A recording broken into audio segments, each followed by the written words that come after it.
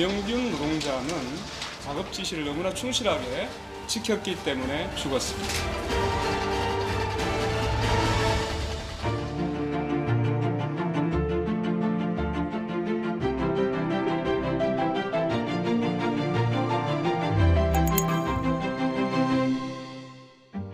나의 죽음을 헛되이 하지 말라. 한국 노동운동의 상징이 된 전태일 열사는 49년 전 이런 마지막 유언을 남기고 스스로 목숨을 끊었습니다.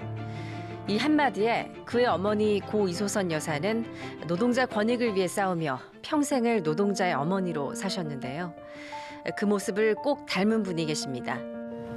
지난해 이맘때쯤 태안화력발전소에서 일하다가 목숨을 잃은 고 김용균 씨의 어머니. 아들의 죽음 이후 비정규직 노동자들의 열악한 노동 현실을 바꾸기 위해 투사가 되어 지난 1년을 보냈습니다. 어머니가 바꾸고자 했던 노동 현실, 지금은 얼마나 나아졌을까요? 오늘 시사연도에서는 김용균 재단의 대표가 된 어머니 김미숙 씨와 만나보겠습니다. 김용균이라는 이름 석자가 한국 사회의 어떤 슬픈 이름, 또 연대의 이름이 됐는데 지난 1년간 정말 바쁘게 활동을 하셨습니다. 일찍이 다가오면서 이렇게 더 마음이 무겁고 힘듭니다. 용균이 사고 이전에는 사회에 대해서 너무 모르고 살았는데 사고 이후에는 정말 너무 놀라운 사실들이 많이 있었습니다. 한 해에 2,400명이나 엄청나게 죽는 것들이 크게 놀라웠고 예. 용균이 사고 이후에 계속 산재 사망은 줄어들지 않고 있습니다. 지금 보면 저희가 오늘 아침에도 사실 전화를 한 통 받았어요. 전화를 받고 저도 받으면서 되게 사실 조금 울긴 했는데 23살의 아들을 잃으신 분이었어요. 지방에서 벌어진 사고인데요. 작업을 하시다가 똑같아요. 기계에 끼었고 용균이와 비슷한데 2인 1조가 되지 않아서 그렇게 해서 돌아가셨고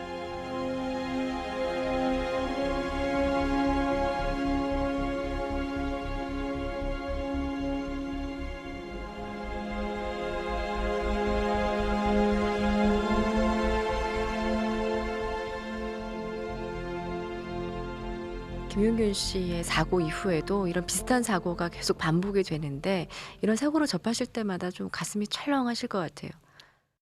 부모들은 정말 그 자식이 그 사람들의 희망이고 정말 소중한 보물인데 그 자식이 그렇게 잃었을 때 얼마나 비통할까, 힘들까, 저처럼 또 겪고 있겠구나 이런 생각을 하고 왜 이런 사회가 되고 계속 진행되고 있는지 마음이 아픕니다.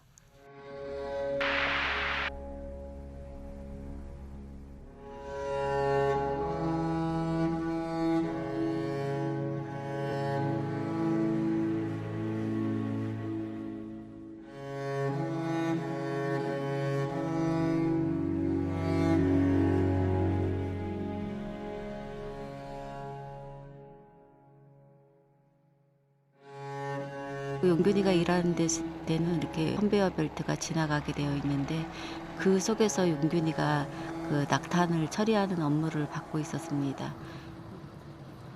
롤러같이 생긴 건데 그걸 자세히 확인하면 좀 머리도 좀 깊게 넣어야 되고 살이 많이 날리면은 또 잘 안 보여요.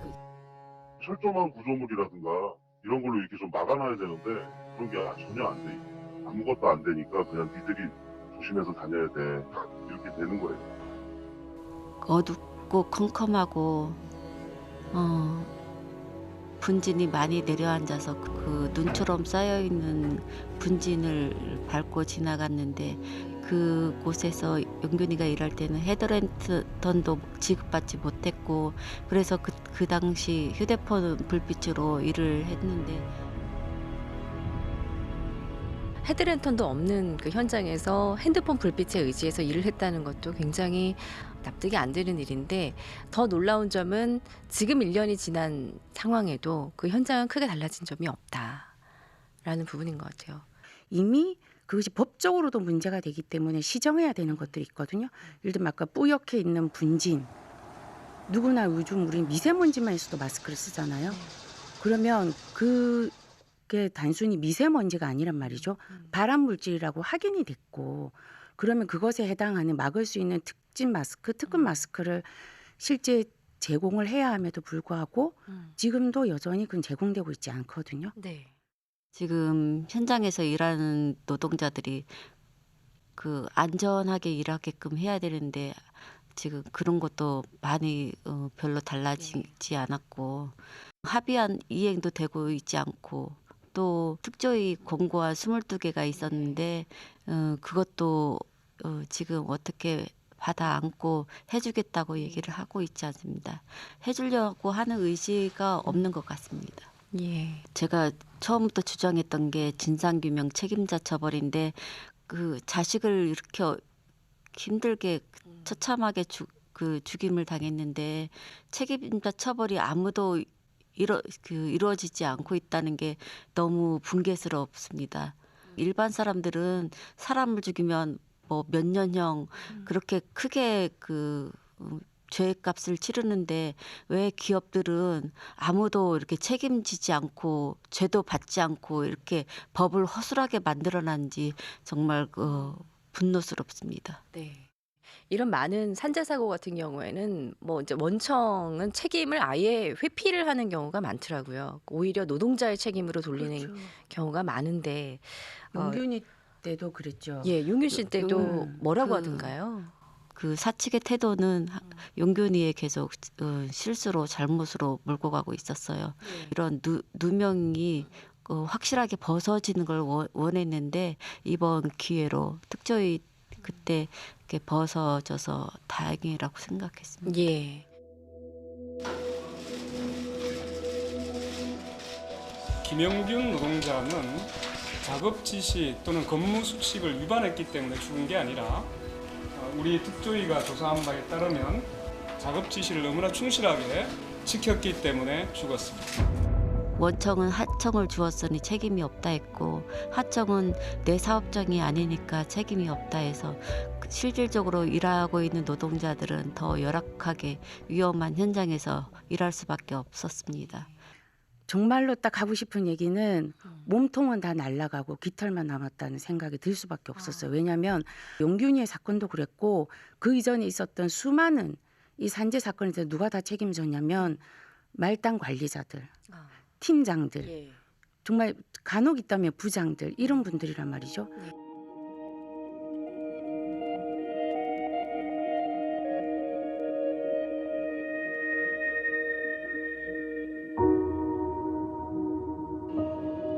국민이 얼마나 당해야지 이 법을 바꿀 겁니까? 남은 자식들 살려야 되지 않겠습니까? 함께 싸우겠습니다. 비정규직 이제 그만. 국제한 설명서를 소상히 말씀드린 것을 납득해 주시기 바랍니다. 파악결됐음을 선포합니다.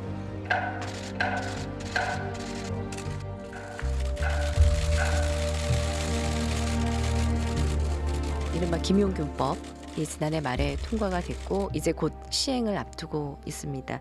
28년 만에 이게 개정이 된 것인데 참 다행이면서도 여러 가지로 아쉬움도 크시다고 들었어요. 김용균법이 통과시키기 전에는 이 법을 통과시키면 그 책임자 처벌이 강하게 들어있다 해서 제가 국회에 들어가서 싸우고 왔었는데 통과를 시키고 와 보니까 그 하한령이 다 빠져 있고 오히려 그 작업 중지권은 더 후퇴가 되어 있었어요. 이제 사고가 나면 작업 중지를 하게 되어 있어요. 네. 법으로. 네. 근데 그것에 대해서 사업주 측에서 이제 우리가 조처를 취했으니 작업 중지를 해제해 주십시오. 네. 라고 하는 요구를 할 경우를 말씀하시는 예, 거예요. 예. 요청만 하면은 그 작업이 재개될 수 있게끔 할 수 있대요. 저희가 이야기했던 더 핵심은 실제 용균이가 일했던 것, 실제 사고가 잦고 그리고 실제 이 안전이 상시적으로 좀 관리되어야 하고 네. 이런 업무에 대해서는 저희는 도급을 금지해야 된다라고 생각하거든요. 예. 근데 실제 법이 통과되고 시행령이 만들어지는 과정에 예. 용균이의 작업은 거기에서 배제되어 있어요. 예. 도급 금지도 되지 않았고 노동부의 승인을 받지 않아도 도급을 줄 수 있는 업무로 정해진 거죠. 그래서 이제 김용균법에는 김용균이 없다라는 네. 말이 나오는 것인데 많이 아쉬우실 것 같아요.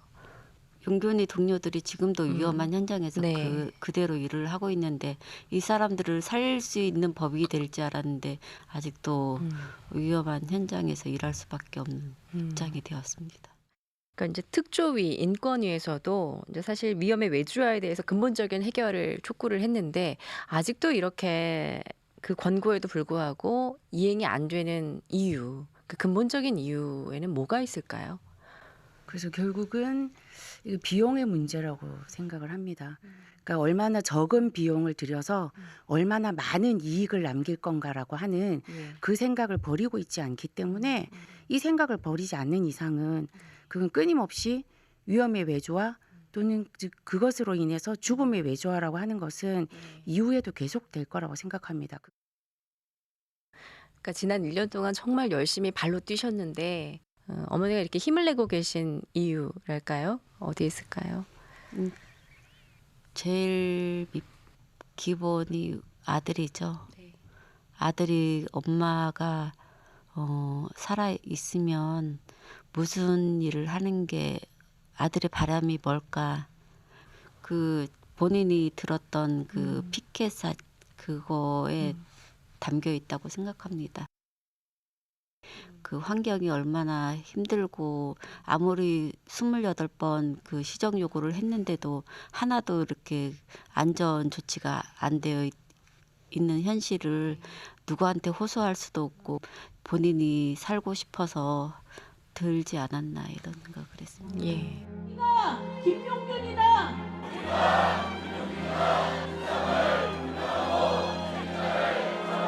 2,400명이 어마어마한 숫자 아닙니까? 사람의 생명이 이렇게 죽어가고 있다는 거. 그것도 그냥 죽는 게 아니고 안전을 아무도 책임지지 않아서 발생하는 거 아닙니까? 그러니까 이런 것들 사회 부조리들 그리고 우리가 말하는 정의 사회를 만들려면 많은 사람들이 동참해서 바꿔 나가야 된다고 생각합니다. 이제 그만!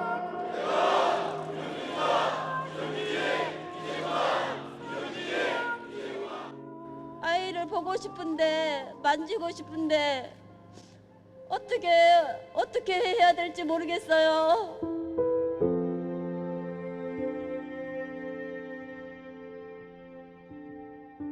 예비군 훈련 받는다고 예.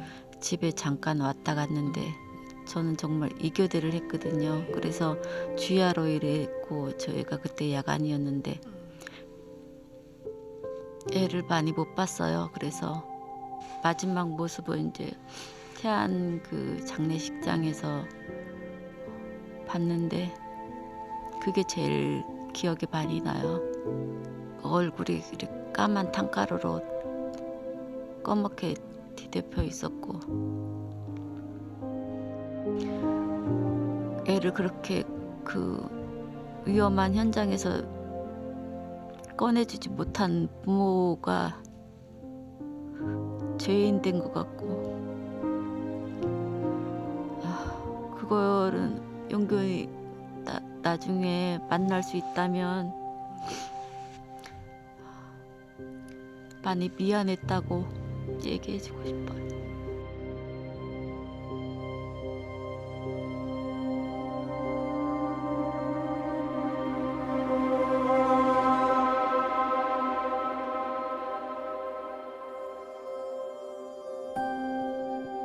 위험으로부터의 안전한 삶은 헌법이 보장한 국민의 권리이고 정부는 이를 보장할 책무가 있습니다.